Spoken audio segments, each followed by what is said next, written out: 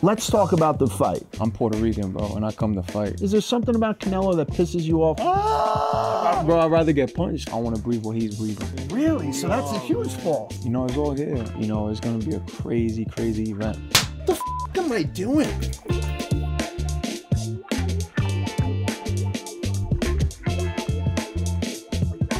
Hey everybody, it's Large from Barstool Boxing. I'm here on behalf of DAZN, and I'm talking to my man Edgar Berlanga. This guy is on the precipice of history. He's going in there against Canelo Alvarez on September 14th at the T-Mobile Arena in Las Vegas, Nevada. You're going to be able to catch all the action on DAZN, and he's going in there for just about every belt in the super middleweight division that they haven't taken away from Canelo already, and I'm very excited about it. You wanted to get to fighting the best of the best, and you wanted to get to fighting Canelo Alvarez. It's about to happen. Talk to me how you're feeling. You gotta be excited. I mean, this is the biggest fight of your life by far. What's going on, my man? You know, I'm excited, man. You know, this is the opportunity of a lifetime, you know, and there's nothing personal against Canelo or anything. It's just more of, I know he was a superstar, you know, I know he had all the titles and he was Mexican, you know, and I always knew that boxing, the biggest rivalries in boxing is Puerto Rico versus Mexico or Mexico versus Puerto Rico, you know. I feel like now is my time to really shine and really put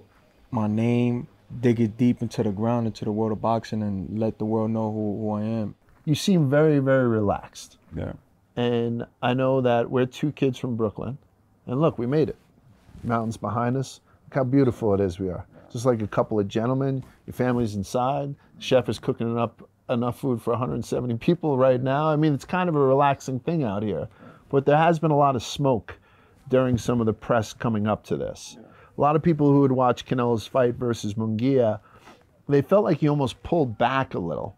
Like he didn't want to really go too hard on perhaps a fellow Mexican. But now the language in these press conferences and beyond, on both sides, I'm gonna punish him. You do have that respect for your opponent. I'm not saying that. But is there a hatred somewhere for him? Is there something like where you don't like him? Do you not like the way he does business?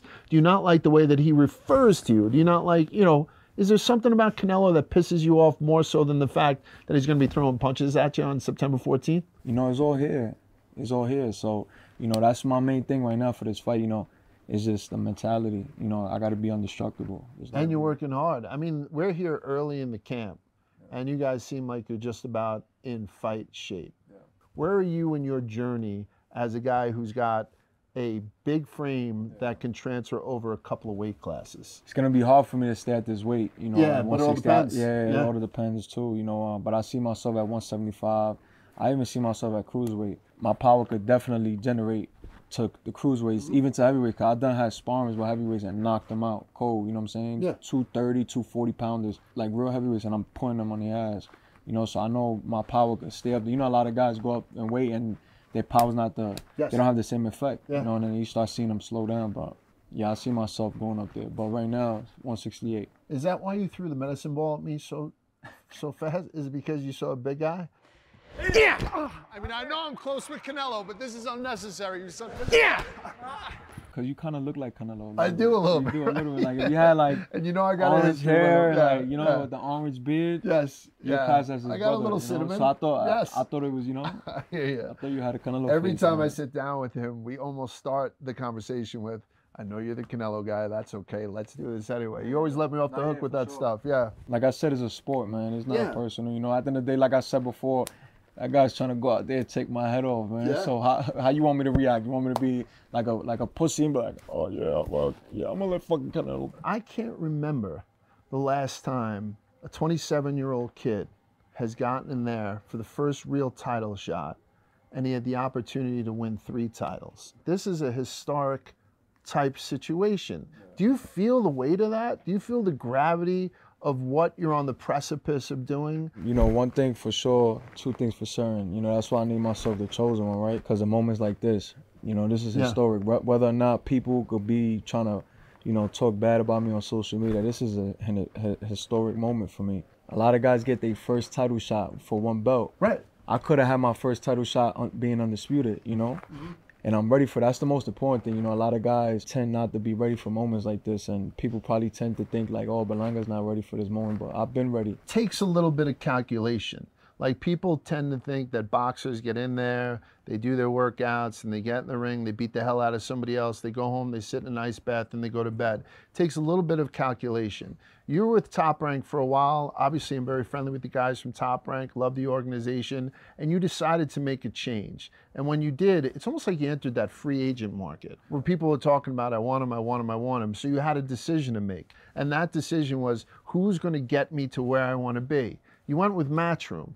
It seems to have worked out, but talk to me about that. Talk to me about that decision that you made outside of the ring. It was a, it was a tough decision, man. I was suspended for that Angulo Yes. thing, so, and then that was the first time in my career, in my life, that I had so much backlash. Right. I was on the Jimmy Fallon show. Mike Tyson they showed the video. Sure. Mike Tyson was promoting his ear bites and stuff. Right, and right. I never had so much backlash like that, so I sort of went into like a little depression, and then I was suspended. I didn't know when I was fighting. I was away from Mark. I wanted to get with Mark. My trainer Yes, that made me. absolutely.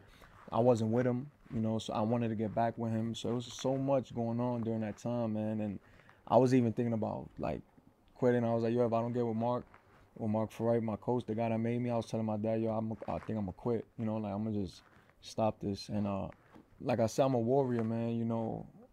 I take the good with the good, and I take the bad with the bad. So I kept it pushing. I kept it going, and then we wound up getting free from Top Rank. We was going back and forth with numbers and stuff. They wasn't trying to match our numbers or what we wanted, saying things they wanted to say, and we was saying other.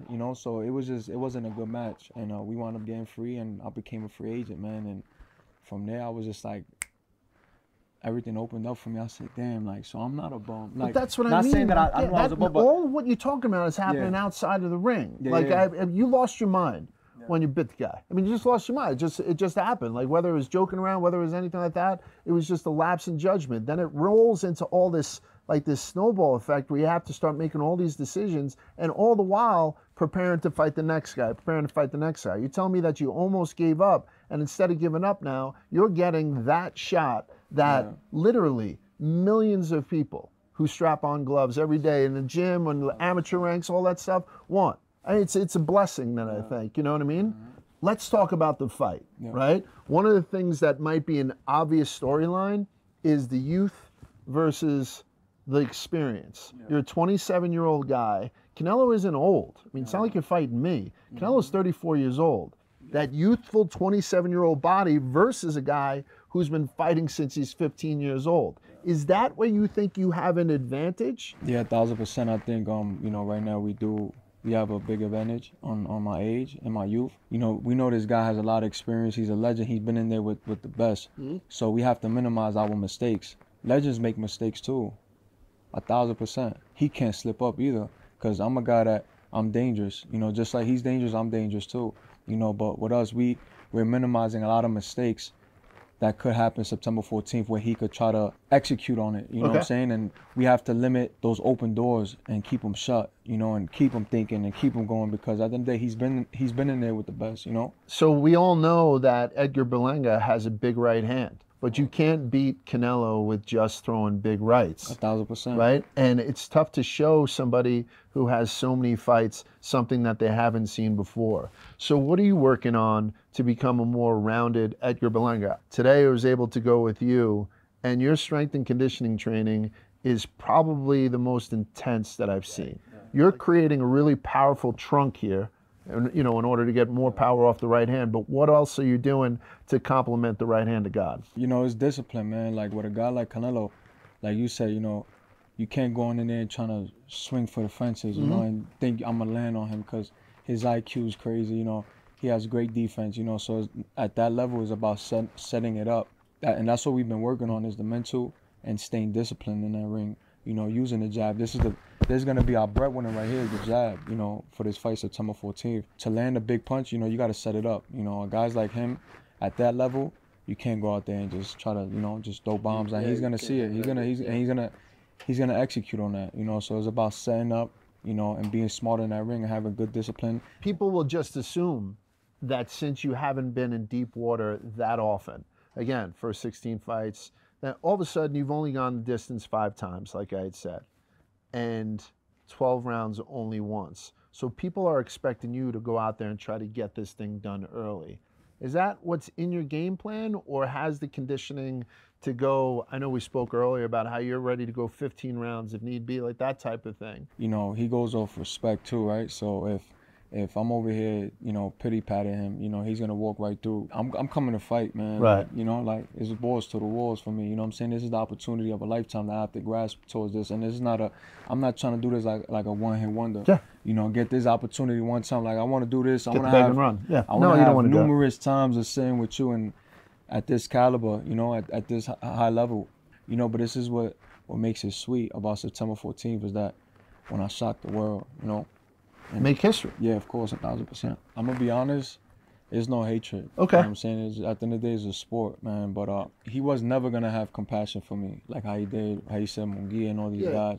I'm Puerto Rican, bro, and I come to fight. And this is Puerto Rico versus Mexico, bro. You got the two biggest countries, man. I saw you balls to the wall. Like, I saw you fight in the garden. I had all the Bariquas out and all that stuff. We had a really good time. Is this a different fight on the East Coast? Because we're going to talk about Mexico versus Puerto Rico, but I really think people are missing out on the fact this is East Coast, West Coast, right? This is 100%. Biggie Tupac type shit, right? From like back in the day to a certain degree, right? 100%. So like, tell me about that. If this was in the garden, this thing is selling out no matter where it is, right? Yeah. How do you feel about Las Vegas being just packed with Mexican Canelo fans? Do you feel like you're at a little bit of a disadvantage there, kind of fighting in his backyard? Nah, I mean, I'm used to it, man. Like, you see how, like, people gotta understand, right, that look how I was in my city. I was calm, no shirt, I was relaxed, laid back, had Fat Joe with me, had Chef G with me, had 100, probably 200 guys outside that came from the Bronx, from Harlem. And I'm calm, you know, and I go to LA, I'm still comfortable, bro. Like I'm myself. He had probably over 100 guys with him, and he was feeling himself, you know what I'm saying? Staying, it's cool. You know, they're gonna come out September 14th, man. My Puerto Ricans gonna come out. They flying in from Puerto Rico, they coming from New York. You know, it's gonna be a crazy, crazy event, man. Who's your favorite Puerto Rican fighter of all time? Felix Trinidad. Tito. 100%. Yeah, absolutely. I mean, I think people sometimes, and I think it's a little bit of a bias from growing up in New York, how many great Puerto Rican fighters we followed growing up just because we watched them locally. By the way, we're in beautiful Boulder, Colorado. I'm only here for a couple hours to talk to this gentleman, but Jesus, I could see myself living out here in a heartbeat. You're in a nook in the mountains. I feel safe. Yeah. You know what I mean? I think I saw a shotgun in there at one point. We were supposed to do camp in Vegas. That was like the whole, like, idea was we going to Vegas because the fight is in Vegas. We could get used to that air. I looked up, I said, I want to see where he's training at. And I looked up the altitude and it was like 6,200. And I looked at Vegas and it was only like 2,000. And I was like, I called coach, I called my dad. I said, yo, we going to Colorado. And you know, my brother's Deion Sanders Jr.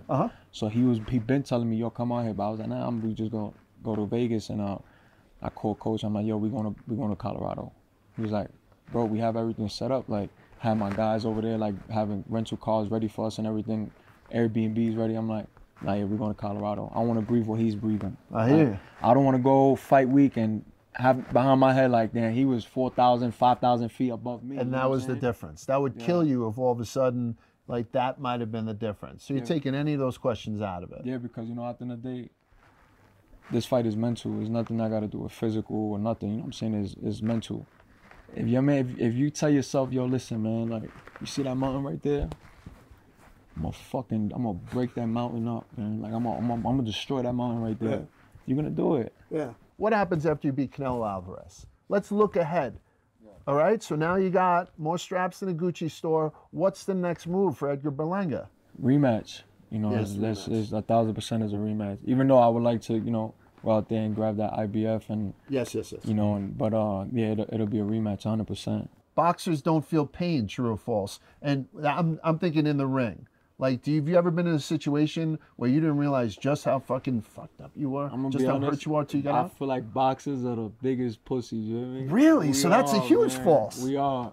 I be doing therapy and I be getting like little needles and stuff, needles in me, or I'm doing the ice bath. Yeah. And I'm oh, really? I'm fucking bro, I'd rather get punched, bro. Really? I'd rather take a cupping shit?